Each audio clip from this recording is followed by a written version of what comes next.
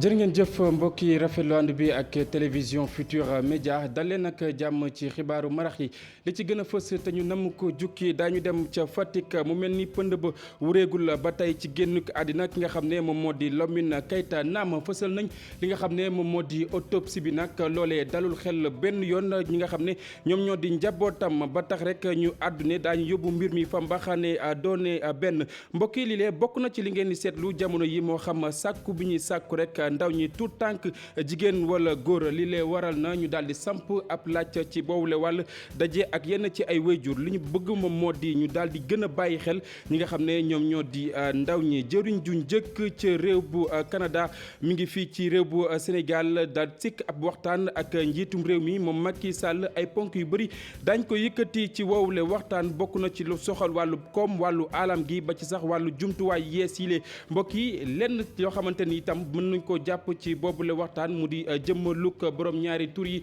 fii ci réew bu Sénégal moom Macky Sall li mu xamle moom moo di réew bu Sénégal dëkkub diine la ba tax rek mënuñu fee daganal yenn mbir yi mbokk yi li lee di ponk yi bu ngeen taaxil la tuuti daañu faram-fàccee.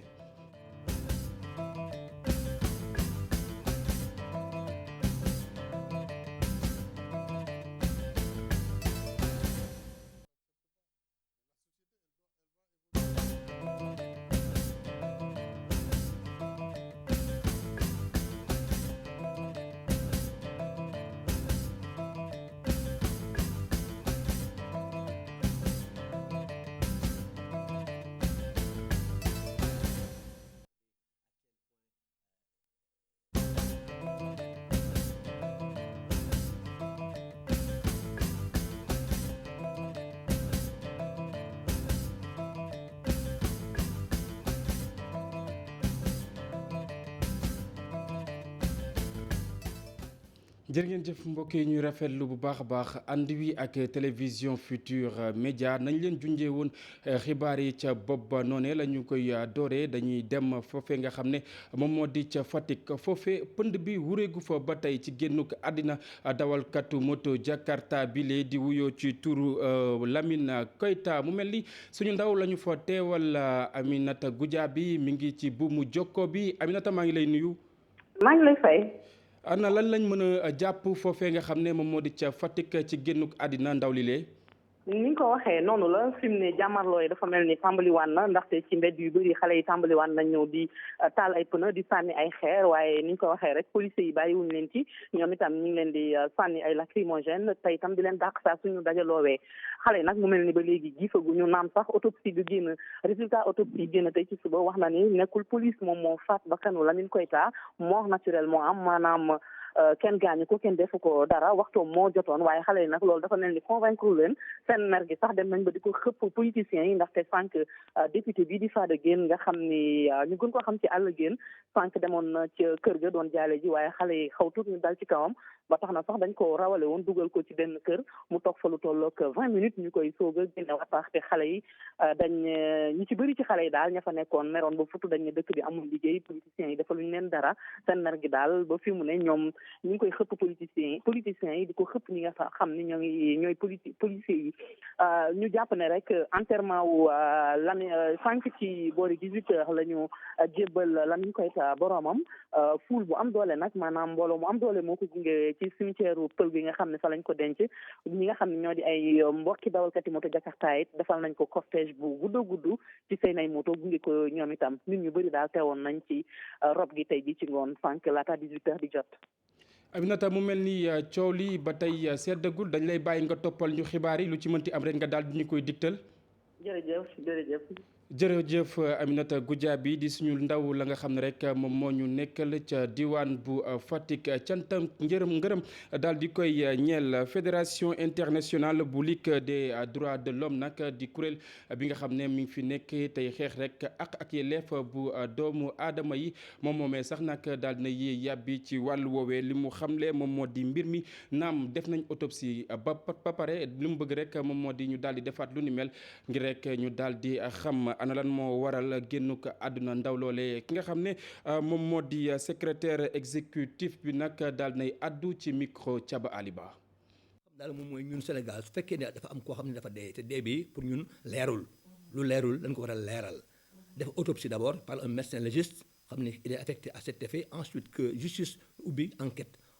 impartiale nag boo xam ne du am kumba am ndey ak kumba amul ndey ñu leeral ko pour xam lan moo rey kooku su fekkee li ko rey jaarul ci yoon que justice tegale lépp ci yoon loolu leen bëgg parce que loolu moo normal parce que dañ wax ne xale bu góor bi dañ ko jàpp yóbbu ko booru plage ba pare ñun dañ ko duma dóor yu metti ba mu dee donc loolu su ñu ko déggee même su dul dëgg dañ bëgg a vérifier ndax dëgg la wala du dëgg loolu moom mooy yoonu enquête dafa war a établir la vérité donc ñun suñu devoir ñun en tant que association waa RADDHO waa Amnesty ak ñun waa Ligue dañ demander pour que justice soit faite ñu xool Amnesty day demander plutôt association yi dañu demander ñu am autopsie bi soo génnee nag procureur bi mën a assumer responsabilité am def enquête judiciaire impartiale pour que ki def loolu ñaawteef boobu su fekkee dafa am ku ko rey ñu xam ko ba pare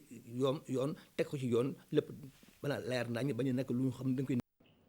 loolee di ab prox ndollu ngir rek ñu daal di wax ci sàkku bi nga xam ne rek ñu ngi koy sàkku tout tànk yi moo xam jigéen mbaa góor lii lee bokk na ci li tax rek ñu daal di dëkkmal suñu ay micro yenn ci ay wayjur li ñu bëgg moom moo di ñu gën a bàyyi xel ñi nga xam ne rek ñoom ñoo di ndaw yi ngir rek lu ni mel doon loo xamante ni dañ koy fàttaliku fii ci réew bu Sénégal Maimouna Ndiaye Gervais Yawou.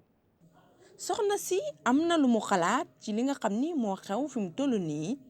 tout tànk yi nga xam ni ñu leen di sàkku di leen def naka sodul noonu def katu ñaawteef yooyu nee na moom léegi sax xamatul lu muy ndurool. léegi ñun amatuñu confiance ci jàng sëriñ si amatuñu confiance ci kenn daal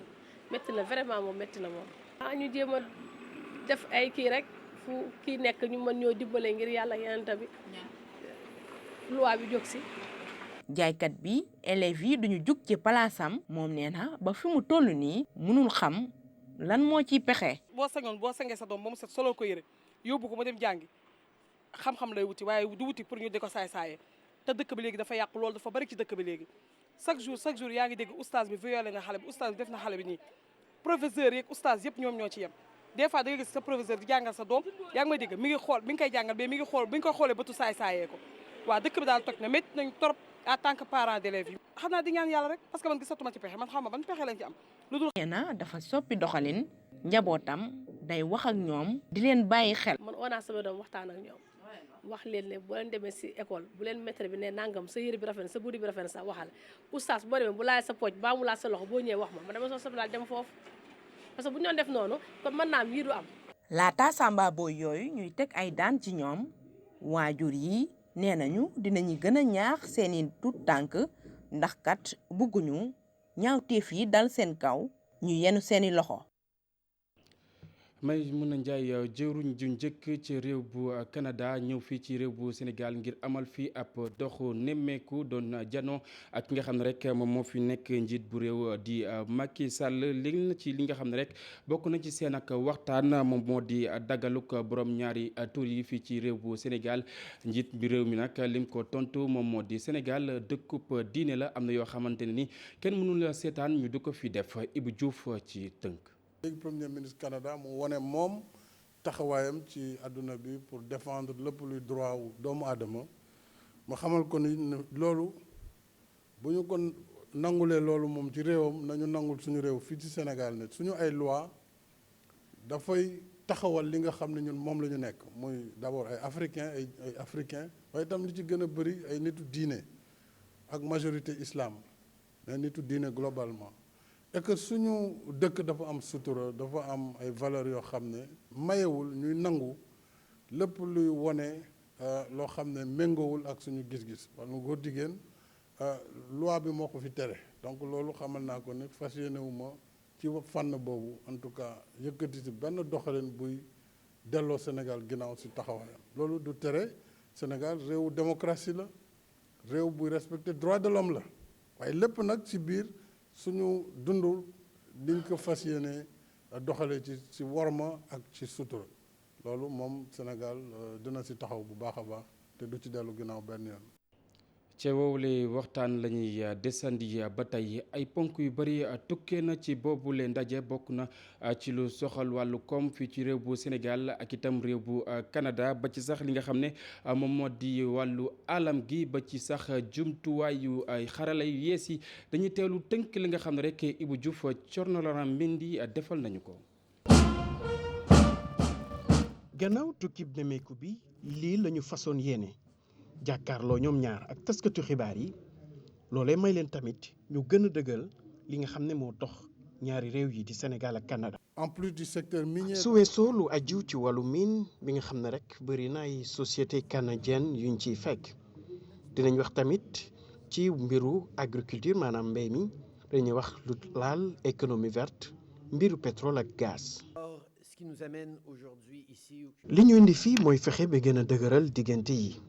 loolu tamit dañu bëgg rek mu gën a dem kanam. gis nañ ni jamono ji bëri na ñu laal réew yëpp bokk na ci loole lu ñuy duppee changement climatique wuute bi ñu nemmeeku ci askan bi ak lépp lu laal mbiru kaaraange. j'en passe. atum 2020 ñu jàpp ne rek mooy année Canada fii ci réew mi loole may leen tamit ñu gën a dëgëral lépp lu aju ci wàllu koom ak yenn domaines yi. waxtaan nañ te am nañ déggoo ci lépp lu ñuy war a def ngir jëmale kanam lëkkaloo bi loolu aju ci wàllu coopération diggante ñaari réew yi di Sénégal ak Canada. tax na maa ngi jaajëfal kilifa gi bàyyi ko Canada ndax li mu ñëw fii ci réew mi ngir ñu waxtaan ci li ni mel. nous avons eu la chance de discuter des défis et des waxtaan nañ ci lu bëri ci li nga xam ne rek bokk na ci lu laal francophonie ni ñu def ngir mu gën a dëgër jàpp nañ ne rek am na solo ñu investir ci xale yi fexe tamit bi làkk bi ñu bokk di français gën a dëgër ci biir àdduna bi. ci biir site officiel bi premier ministre canadien bi dem na fële ca Gorée ba fa demee tamit sama yaram daw na gis naa lu leen ci li nga xam ne rek moom la suñu maam yooyee doon dund mu aju ci wàllu njaam. contraint à l'esclavage. ci li ñu bëgg a def rek ngir dëgëral lëkkaloo bi dox ñaari réew yi fas nañu yéene waxtaan ci lu laal kaaraange wàllu njënd ak njaay ak changement climatique fàttewu tamit lu laal àq ak yelleefu askan bi. jërëjëf Ibou Diouf ñu sant la gërëm la mbokk yi dañuy wax ci leneen yéen ngi fàttaliku téere bi nga xam ne rek Pape Alé Niang fësaloon na ko daal di koy dippe scandale au cœur de la République dossier bu kuddu ki nga xam ne moom moo di Cheikh Omar Anne nag te ñu tuddoon ko ci mbir moomee nag daal dina koy weddi ba set tey sàkku rek ñu daal di teg ci ndoddu ki nga xam ne moom moo di Pape Alé Niang ak Mody Niang lu tolloog fukki ci ay milliards ci suñu ay koppar naka noonu itam ñi nga xam ne ñoom ñoo koy layool nag di sàkku rek ñu daal di leen téye daal di leen di xañ ngelaw lu féex.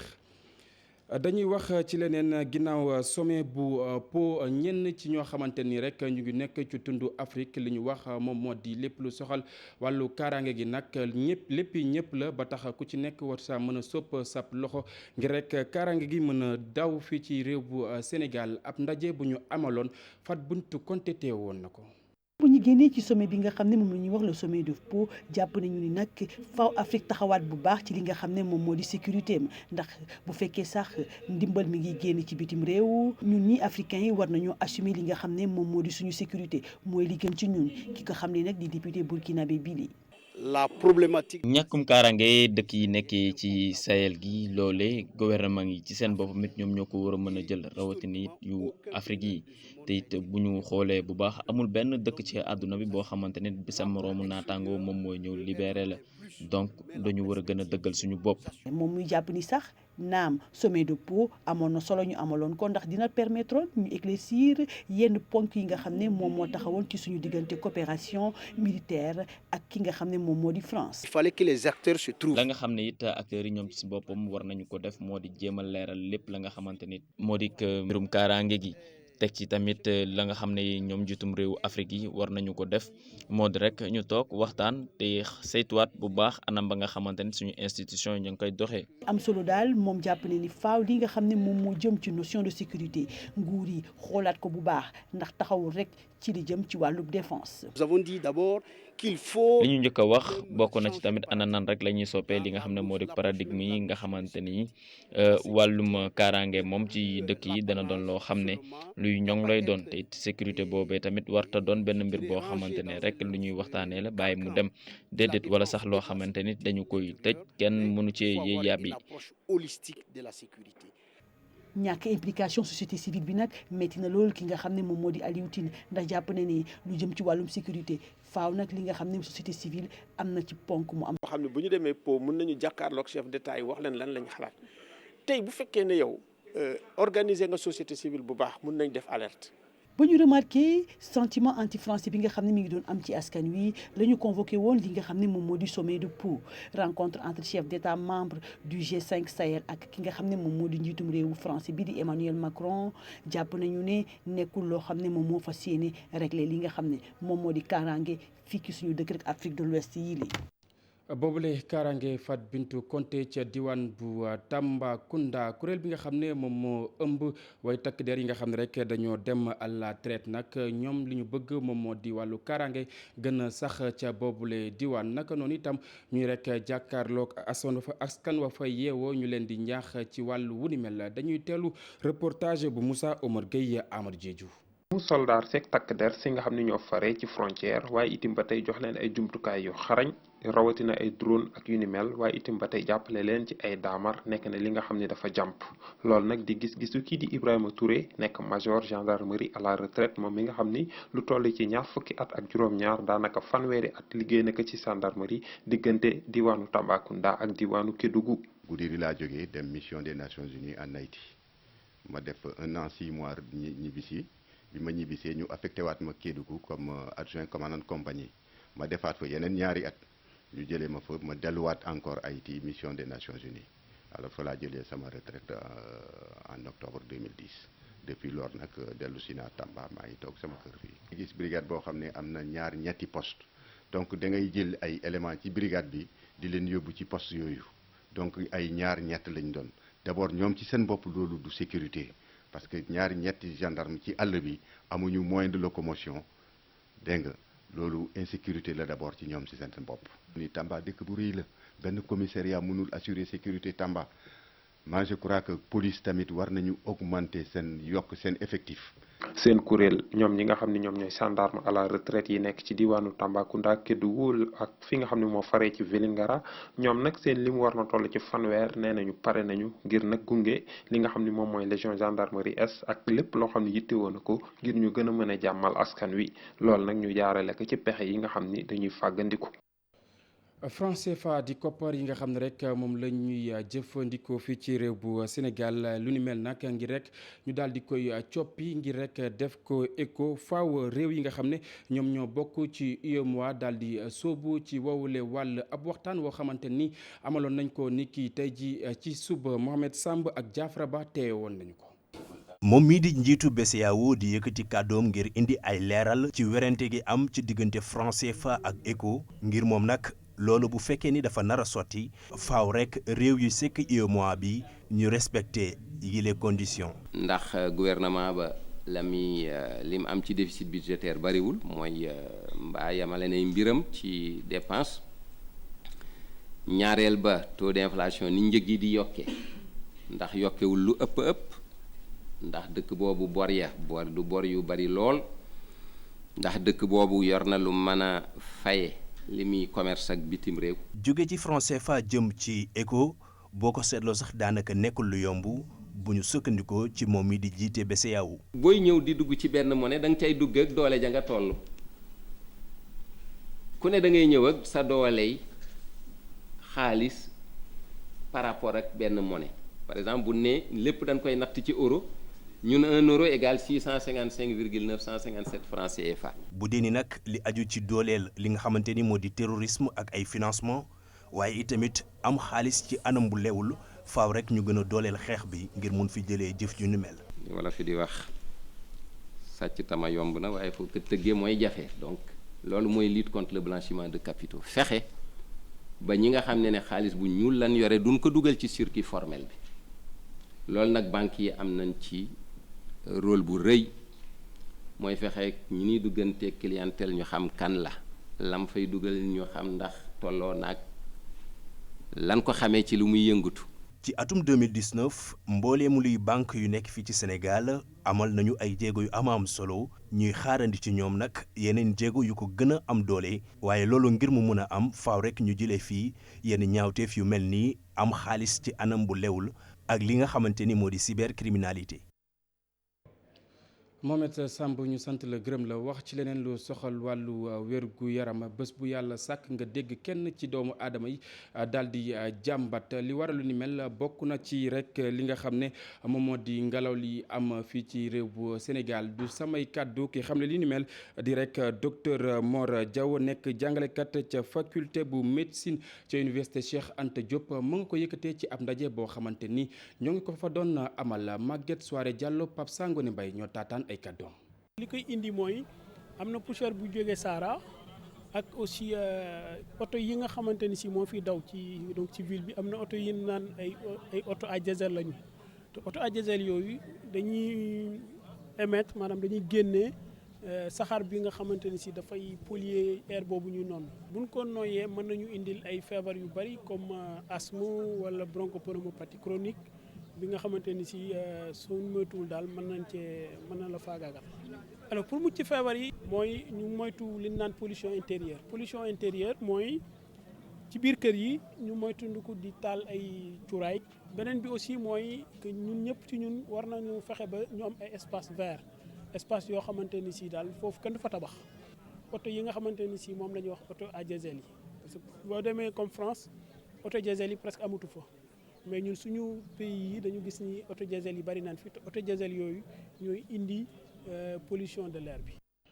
Maguette Soirée Diallo ñeneen ñoo xamante ni am nañ ay jafe-jafe ngir rek noyyi desandi ba tey ci wàllu wér-gu-yaram di rek ñi nga xam ne ñoom ñoo nekkee ca Ngémbe nekk ca commune bu Ngandiouf nag askan wa ñu ngi sàkku ndimbal ngir rek ñi nga xam ne ñoom ñoo ŋànk réew bu Sénégal naka la ñuy mën a def ngir rek daal di jël ay dogal ci wowule wàllu ñu teelu reportage bi nga xam ne Cheikh Anta Diop Seylatir defal nañu ko. Ngémbe ab dëkk la boo xamante ni mi ngi ci commune Ngandiouf nekk ci département bu Tivaouane fii de dañoo amoon ay jafe-jafe lu jëm ci seen wàllu wér-gu-yaram waaye askan wi de ñoom ñoo jóg tey jii de ràngaayu gise seen biir ba tabaxal seen bopp poste de santé bu mucc ayib waaye dëkk bi de dugg bi de dafa jafe lool poussière bu xonk mooy jóg ci tali bi ba tax ki nga xamante ne moom mooy infirmier chef de poste bi nekk ci fii ci Ngémbe nee na daanaka tout tànk yi ak askan wi ñu ci bëri nag dañuy am feebaru sëqat ndax poussière biy gilli. vu que ni yoon yi maanaam tali yi baaxul suuf si aussi bari na poussière bi bari na fi trop poussière bu bari moom moo fi am ñu ni feebaru sëqat ak lépp lu xeetoog sëqat ak bakkan yi sorti yooyu dina fi bari trop ndax poussière bi moo ni mel donc raison pour laquelle tamit ci côté boobu ci cadre yoon yi ñu mën ci gën a taxawaat foofu tam ñi ci mën a jàpp ñu jàpp si ndax accessibilité aussi da ci am solo vu que ne bu ñu amee ambulance war a référer malade yoon yi baaxul nañu xalaat malade boobu encore war a di dem. leneen loo xamante ni seen njàmbat la nee nañ poste de santé bii de bu mag la waaye nag personnel qualifié bi fi war a liggéey de amuñu ko ba tax na ñu ngi ciy sàkku nag ci nguur gi ñu indi leen ay fajkat ngir ñu mën a taxaw ci jàngoro askan wi. ci ressources humaines maanaam ñi nga xam si ñu ngi fi liggéey man ak sage-femme ñoo fi nekk déjà mais dinañu soxla aussi yeneen ñoo xam si war nañu jàpp ci liggéey bi